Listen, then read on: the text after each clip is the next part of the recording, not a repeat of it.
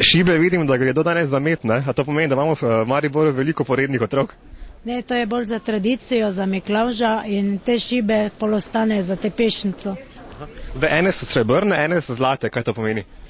Pravilna je zlata z rdečo pentlo, ampak zdaj, ko gre, bo rekli, biznis, imajo za moške so srebrne z modrimi, za punce ali pa za ženske pa rdeče zlate z rdečim.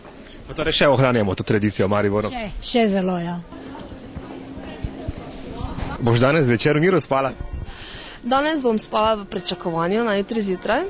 Pričakujem sladkarije, mandarine, šibe, ne, ker sem bila pridna letos. Pa kakega čokoladnega Miklavža, malenkost, toliko pa za pozornost.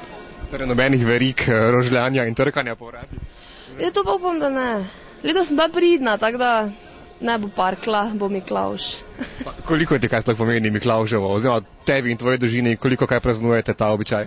Ja, to že kar nekako se drži z otroštva, nam je to nekako ostalo in Miklavž, Božič, pa to družinski praznik je fajn z duše, december sploh. Da, kakšen najljubši spomin na Miklavža?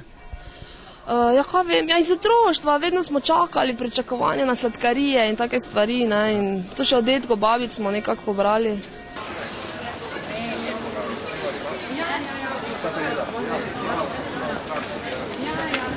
Nekdo pa je očitno bil poreden. Ja. Kdo? Mama pa ata. Ti boš pa danes po noči najbolj mirno spala, ali se bojiš kakšnih parkljev, verik in tega? No ja, malo se še vedno bojim. Pa sicer praznujete Miklavževo?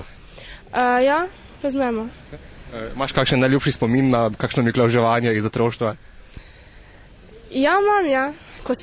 Ko me je babica strašila, ko sem bila mala po oknu, pa sem se mogla skrivati.